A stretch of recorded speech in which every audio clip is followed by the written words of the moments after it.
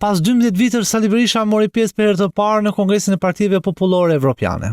Kryetarit të Partisë Demokratike i ishte rezervuar dhe fjala përpara delegatëve dhe lider të së djathtës nga e mbar Evropa. Shumicën e qëndrimit ja kushtoi kundërshtarit politik Edi Rama, ndërsa fjalën e nisi duke thënë se Shqipëria është kthyer në një narkoshtet. Shqipëria sot është i pari dhe i vetmi narkoshtet në Europë, ku të gjitha pushtetet ndodhen në duar të një njeriu të vetëm. Shumica prej liderëve që ishin në Kongres e kishin takuar më parë Ramën nëpër samite të ndryshme. Ndaj, Berisha kujdes për t'u treguar anën tjetër të tij. Kryeministri i cili duket në samite ndërkombëtare dhe me atlete të bardha sillet brenda vendit si një diktator i vërtet. Përmendi edhe aferën e McGonigal.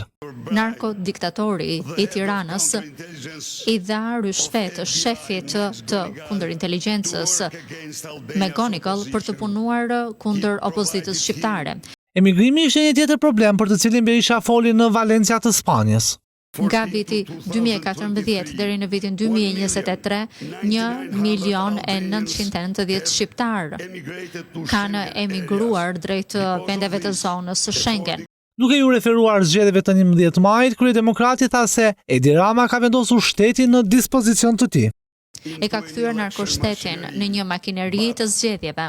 Ndaj kërkoi edhe ndihmën e Partive Popullore Evropiane.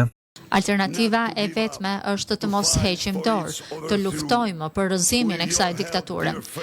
Me ndihmën tuaj të dashur miq, unë ju siguroj se Partia Demokratike e Shqipërisë do të rrëzojë gjithashtu edhe diktaturën e parë të narkoshtetit dhe të vetmen në Evropë, atë të Edi Ramës. Në Spanjë, ku po mbahet Kongresi i Partive Popullore Evropiane, Berisha pritet të ketë takime bilaterale me parti si motra nga Evropa.